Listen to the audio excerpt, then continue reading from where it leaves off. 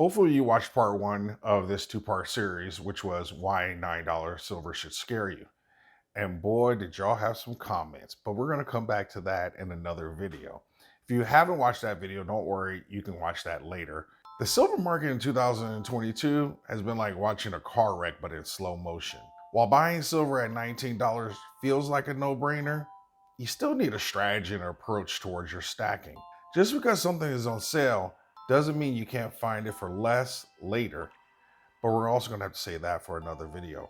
Because when you finish this video, my hope is that you may have a slightly different approach to stacking at these levels in this particular environment. If you've been around Stackers University, you've heard me talk about a stacker's mentality. And I often talk about while there are lots of ways to invest in metals, for me, silver stacking is all about ounces. Sometimes I actually like to equate stacking with being like a sumo or a sumo wrestler. And while I'm no sumo authority, in sumo, they teach that discipline and agility or athleticism are more important than sheer size.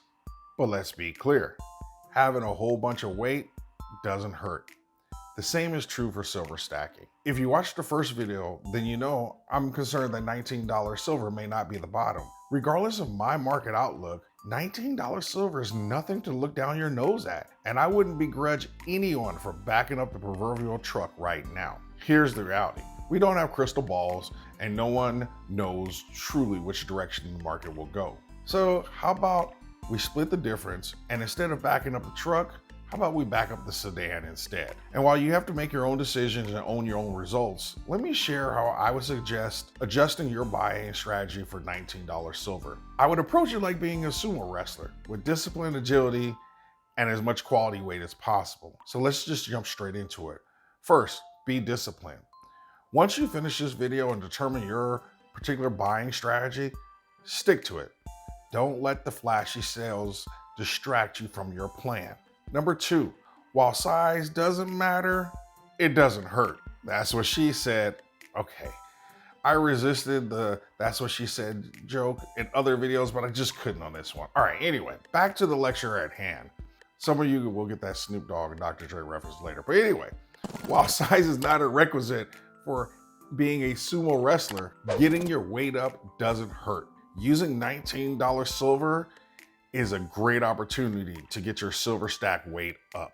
And the way we're gonna do that is by number three, buying generics. I've already covered this in a previous video, proof generics are a better buy. But regardless of what the rest of the people say, you don't make your money back on the premium. You have to keep your buying spread low with generics and invest the money saved into more ounces. This is how you amplify your returns and make more money. Ignore the, well, Eagles and Maples will sell faster argument. They sell faster because the LCS doesn't want you to realize how much you got hustled on the front end of that transaction. Focus on getting the absolute most metal for your dollars that you can. 4, you should be focusing on kilo and 10-ounce bars right now. Again, ignore all the people saying that, oh, you'll have a hard time selling the bigger bars. I've talked to dealers from all over the place, and that just isn't the case. Not to mention the stigma about kilo bars has absolutely shifted. And think about it, if a dealer can buy a gold coin at $2,000 an ounce, you're telling me they can't buy a kilo bar at $50 an ounce? Come on. And the other argument that I hear that you have to ignore is the, well, but you can't break up a bar and sell smaller amounts arguments that some of the coin lovers like to scream about. I don't know about you, but if I needed to sell some silver or something, what would anything under 10 ounces do for me financially? Seriously, at $50 silver, 9 ounces would get you $450.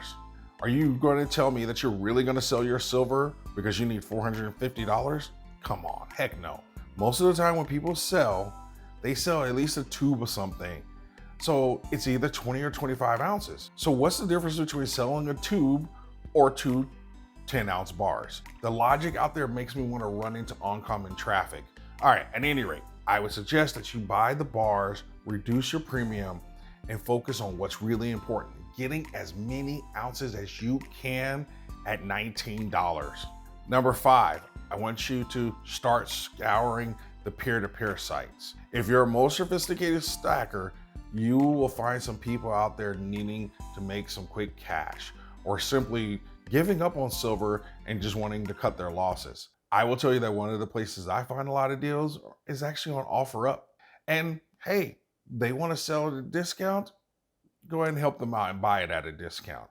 I do have a video on how to do this safely in person, so make sure you check that out. And the sixth thing is always start with findbullionprices.com. As I've shared before, I almost always start here because I can quickly see where the market is by searching for the cheapest by ounce, be it gold, silver, or platinum. And sometimes you actually find a hidden deal like the one I'm eyeballing right now. At first glance, Bold Precious Metals has the best price on kilobars at $706.37 for the check wire price. But you'll also see here on the screen, there's an eBay listing for $720. And it's actually from Liberty Coins eBay store, not their website. And then actually when I went to their website, I found out they were actually charging $5 more on their website. But because I have